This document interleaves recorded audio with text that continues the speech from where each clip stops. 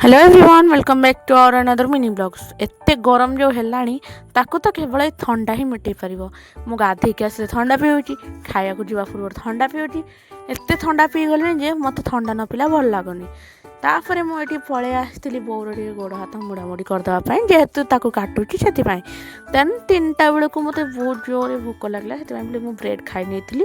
तापर बोर फरमाइश मुझे चा बनवाई मुझे चा जेहेतु छाड़ी सारे से बोली मो चा पीऊनी कि लोभ लगुच प्रबल।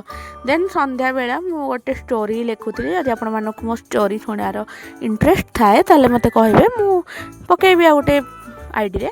आपण मैंने पैसा देखी ना यहाँ देखु टंका नुह पैसा मो भाषा देन एत खुशी हबार कारण आ डांस कर कारण अच्छे कौन ये मुझे आपण मानक देखु आम घर को आस नुआ मेम्बर जेहेतु आमर कूलरटा खराब हो जाता से बोले आमर ये कूलरटा को एक्सचेंज करके मैंने ये कूलरटा बदल आम आउटे कूलर नहीं आसिलु कि आम कूलरटा ही थी आम पाखे।